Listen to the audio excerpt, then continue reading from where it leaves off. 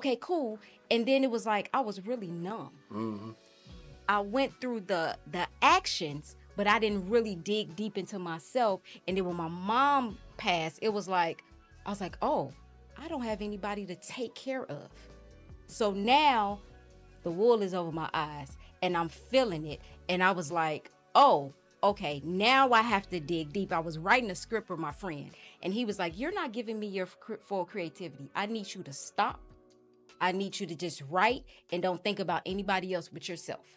Just let it all out. And it was just things that were coming up because I didn't have my mom to think about. I didn't have my brothers to think about. I had to focus on me.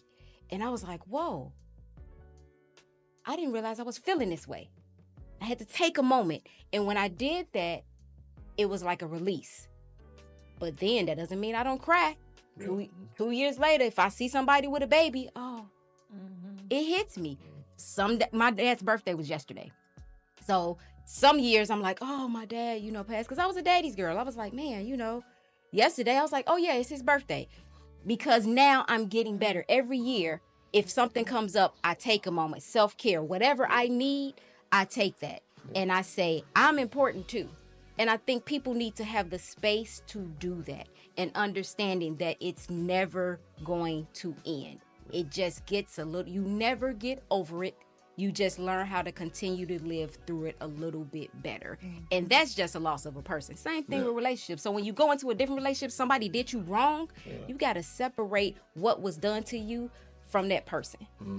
Because that person may never say, I'm sorry. They may never, you ask for forgiveness for you so that you can cleanse your energy, so you can cleanse your space. And I'm healing from this, whether this person comes clean or not. I have to let that go because then I can go clean to another person. I'm ready to accept somebody else because I'm not expecting nothing from you. It's me and God. And it takes a while depending on who you are. That's why I go with this cut. Oh, I'm sorry. Go ahead. I want to hear what Red No, said. will you read the Yes. original question because I want to speak directly to. Y'all bear with us, Yeah. right? Bear with us right quick because this is a good one. I haven't met a person yet who hasn't been cheated on, lied to, deceived, taken advantage of, or suffered some form of trauma from abuse. The question is, why are so many people allowing it to destroy their current and future relationships? Yeah, you can attribute trauma and abuse to anything. Going to school, we can be abused by teachers and Peers. students, peers, friends, whatever. At jobs, we experience different levels of abuse and discrimination, and you know what I mean. Get that glass ceiling put over your head, and all of these things, and these experiences kind of shape who we are emotionally, how we deal with things. And not everybody goes to therapy, not everybody is exposed to mental health conversations within their home as they're coming up as adolescents. And so everybody's level of understanding of mental health and how to navigate through emotional experiences is different. And so those things shape how we show up in our relationships as adults. And, though all of our journeys, all of our paths are different, we are all humans and we all have feelings and we all experience hurt and traumas in one way or another. And healing through traumas is deliberate. It doesn't just come because one day you say, oh, I want to be healed, so I'm over it. You know what I'm saying? Like, that's not going to happen. And the longer you ignore the trauma, the longer you sweep things under the rug, the bigger the elephant in the room becomes. And so we self-sabotage our healing in that way. We get in our own way, and we prolong that process. And some people never even start the journey to healing. Some people just go through life either oblivious to how they're showing up so toxically in all of their relationships. All over everybody. Yeah, just leaving a blazing fucking trail of trauma behind them, you know, and not showing up for their kids, always falling out with their friends, and it's never their fault. It's always someone else's fault. You know, no accountability, no blame gun. Yeah, these things like it's your fault. These are very, very specific indicators of people who either have refused to change, refused to do the healing, or just don't understand that they are the problem, right? And so as you do your own healing, these things begin to become more and more clear to you. And you have to learn how to be confident in assigning these types of things that you see, believing, yes, this is what I really see, you know, and so let me place a boundary here. I think as we do our healing, we either project onto people or we are highly self-aware. Yeah. And these are elements of growing the fuck up that people just skip right over. You know, you can go to therapy and talk through your shit with your therapist, but there's also a level of action, of self-talk and understanding that an outside person can't tell you what to do. They can help you process some shit, but there is something that you have to do. There's a step that you have to take, and you personally have to be confident on your own to take that step forward. And as you begin to do that, then you can show up in your relationships without the trauma, understanding that this is how you're choosing to show up because it's deliberate, because you deliberately did the work.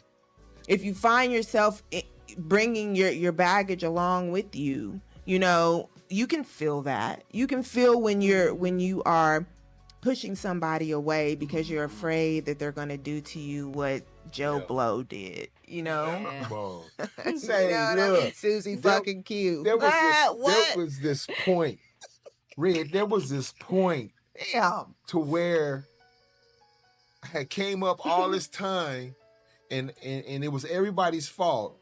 It was my mom's fault for going to prison. It was my family's part for misusing me, abusing me. It was where we lived at in the hood, in the projects. The reason why I became a gang member, it's because of this. Is the reason why I was on drugs, and because of this. But all of that, this point in my life to where everything changed is when I figured out I didn't have a drug problem or a geographical problem. I had a me problem. You had an accountability problem. I had a me fucking problem. Somebody. Yep. I'm the problem. Get the message. I'm the fucking Get the problem, message. man. This is all roads lead to Rome. Yeah. And you're Rome. You motherfucker, you're Rome. All roads lead to Rome. Everywhere I the longer you spend playing the blame game, you're playing yourself. Whoa. You're playing yourself. Come on, somebody. The longer you spend trying to look for somebody to assign blame to for why shit's not going right in your life, you're prolonging the process to getting to the thing that it is that you're trying to get to. Yeah. Which means that you're standing in your own way, which is the equivalent of self-sabotage. Like, it's nobody else's fault that you failed your math class because your teacher don't like you and she gave you an F because whoop-de-whoop and blah, blah, blah.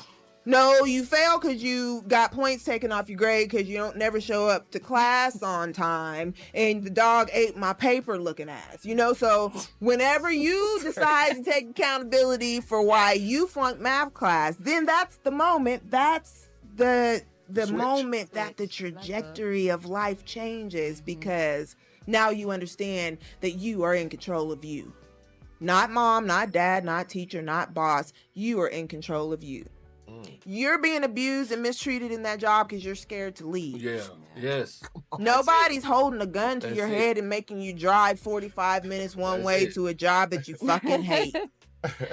You are responsible for you. Yeah. What are you doing in the background to change that situation? Common sense, to your y'all. point, Bird, Use it. that's where I speak on the concept of funeralizing things. And I think you remember this case. Deadly issue. Yeah, Yes. so funeralizing things, those traumas, those situations, those incidents, that job, right? I had to funeralize that job last October when I made a healthy decision for myself to put in my resignation because it was affecting my mental health. Come on. And then after which, I had to go through and funeralize that. And then understand that I didn't lose anything. I actually gained experience on the inpatient side of counseling. And I gained some experience on the outpatient side of counseling. Nice. So it wasn't a loss, Right. Because now when I go into my next venture, I have some experience Come on. to carry with me, right? Now, Grown man shit right there, y'all. the sad thing about this though is like some people, they don't want to funeralize things because they love to hide up under the trauma. Because it takes more work to get rid of the trauma than it does to say, oh, well, this is why I'm this way. Yeah. You know That what I'm saying? blame This game. is why I'm this way. Because, people, they want to hide up under it. That it takes, like Charles said, it takes some work, man. It takes some work to. Don't be lazy. Go on and do the work. That's do that it while you're young. perspective, man. Shit. Look outside yourself, because if you step outside, then you like, oh, I am the problem. Like, I'm looking around, pointing to everybody else. You look in the mirror. You jacked up. You can't Own see yours. Own and say, I can't, wait a minute. I like that. you can't see the whole picture if your ass is in it. Ooh-wee. That part. Ooh. Hey.